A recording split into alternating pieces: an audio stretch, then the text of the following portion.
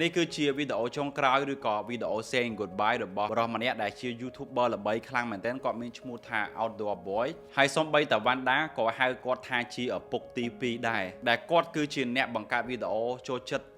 camping ចូលចិត្តផ្សងព្រេងដែល extreme ខ្លាំងមែនទែនដែលគាត់ចូលព្រៃបោះតង់ឬក៏ចូលនៅក្នុងព្រៃជ្រៅឬក៏ឆ្លងកោះនិយាយទៅគាត់សាហាវខ្លាំងមែនទែនហើយគាត់បានធ្វើវីដេអូចុងក្រោយក្នុងឆ្នាំ2025នេះនៅក្នុងខែឧសភានៅក្នុងការលា fan របស់គាត់ទាំងអស់នៅក្នុងការបញ្ចប់ដំណើរនៅក្នុងការធ្វើជា YouTuber ទៀតហើយគាត់បានលើកឡើងមូលហេតុជាច្រើនដែលវាស្ដាប់មកសមហេតុផលខ្លាំងមែនទែនប៉ុន្តែសម្រាប់ខ្ញុំគឺមានតែពាក្យមួយម៉ាត់គឺស្ដាយខ្លាំងមែនទែននេះគឺជាមូលហេតុទាំង5ដែលធ្វើគាត់នឹងសម្រេចចិត្តថាបោះបង់ YouTube Channel របស់គាត់ចោលទី1គឺគាត់ចង់រក្សា privacy សម្រាប់គ្រួសាររបស់គាត់នៅពេលដែលគាត់កាន់តែល្បីគឺគ្រួសាររបស់គាត់កាន់តែពិបាករស់នៅក្នុងជីវិតធម្មតាតើណាមណាមានគេស្គាល់ឬក៏តើណាមណាមានគេហៅអញ្ចឹងគាត់បារម្ភពីគ្រួសាររបស់គាត់ខ្លាំងមែនទែនហើយមួយទៀតគឺដោយសារតែ channel របស់គាត់គឺបង្កើតជិត10ឆ្នាំហើយប៉ុន្តែទើបតែល្បីខ្ទង់18ខែចុងក្រោយនេះគាត់មាន subscriber រហូតដល់12លាន subscriber នៅក្នុងរយៈពេល18ខែចុងក្រោយនេះទី2គឺ burn out over production ឬក៏គាត់ចំណាយពេលច្រើនខ្លាំងមែនទែននៅក្នុងការផលិតវីដេអូមួយមិនតិចជាង40ម៉ោងទៅ80ម៉ោងនោះទេអញ្ចឹងធ្វើឲ្យគាត់នឹងពិបាកចំណាយពេលជាមួយនឹងគ្រួសាររបស់គាត់ប្រចាំថ្ងៃខ្លាំងមែនទែនទី3គឺគាត់អត់ចង់ល្បីនិយាយមកទៅគាត់ចាប់ផ្ដើមមានអារម្មណ៍ថាខ្លួនឯងកាន់តែល្បីទៅអញ្ចឹងគាត់មានអារម្មណ៍ថាគាត់អត់ចង់ល្បីទៀតទេគាត់ចង់ល្បីត្រឹមនឹងបានហើយអញ្ចឹងគាត់ក៏សម្រេចចិត្តថាឈប់ទៅដោយសារតែភាពល្បីល្បាញគឺវាដាក់សម្ពាធទៅគាត់ខ្លាំងមែនទែននៅក្នុងការរៀបចំអរិយាប័ត្ររបស់គាត់សម្ដីសម្ដៅរបស់គាត់ឬក៏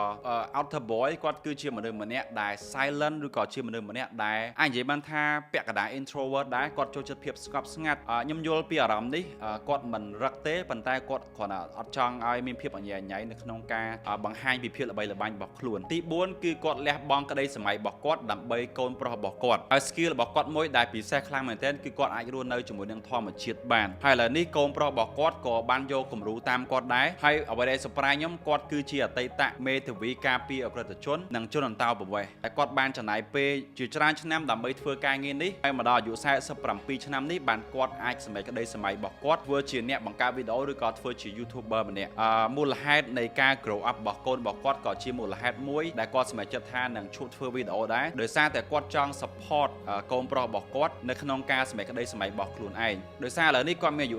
47ហើយគាត់បានសម្រេចក្តីសម័យរបស់ខ្លួនហើយគាត់ចង់ចំណាយពេលចុងក្រោយរបស់គាត់នៅក្នុងការសម្រេចក្តីសម័យកូនប្រុសរបស់គាត់ដែលគាត់គឺជាអ្នកចូលចិត្តធ្វើវីដេអូផ្សងព្រេងដោយឪពុកដែរអ្នករបស់គាត់គឺមានឈ្មោះថា Outdoor Tom បញ្ហាមួយទៀតដែលធំខ្លាំងមែនតើគឺជាបញ្ហាសុខភាពផ្លូវកាយនិងផ្លូវចិត្តរបស់លោកដឹងស្រាប់ហើយនៅក្នុងការធ្វើវីដេអូ outdoor ឬក៏ចុះទៅ camping ម្ដងដឹងស្រាប់ហើយនៅក្នុងការធ្វើវីដេអូរបស់គាត់ camping ម្ដងគឺអាហារញ៉ាំរបស់គាត់គឺអត់មានសុវត្ថិភាពមែនទេគឺជា survival food ដែលជាម្ហូបគ្រាន់តែញ៉ាំឲ្យដើម្បីរស់អញ្ចឹងប៉ះពាល់សុខភាពច្រើនដែរហើយមួយទៀតគឺគាត់ចង់ផ្ដោតទៅលើបញ្ហាសុខភាពផ្លូវចិត្តដែរធម្មតាមនុស្សយើងនៅពេលដែលមានគ្រួសារហើយត្រូវរស់នៅឆ្ងាយពីគ្រួសារទៀតគឺយើងតែងតែមានអារម្មណ៍មួយដែលប៉ះពាល់ផ្លូវចិត្តរបស់យើងច្រើនដែរហើយជាពិសេសយើងត្រូវធ្វើវាដើម្បីការងារឬក៏ធ្វើវាដើម្បីការរកលុយទៀតអញ្ចឹងគាត់ដាក់សម្ពាធខ្លួនឯងច្រើនខ្លាំងមែនតើហើយខ្ញុំគិតថាឥឡូវនេះគឺដល់ពេលហើយដែលគាត់អាចសម្រាកឬក៏អាច retire បានក្នុងនាមគាត់គឺជាឪពុកម្នាក់ក្នុងនាមគាត់គឺជាប្តីម្នាក់ហើយក្នុងនាមគាត់ធ្វើវាដើម្បីខ្លួនឯងដើម្បីក្តីសុខរបស់ខ្លួនឯង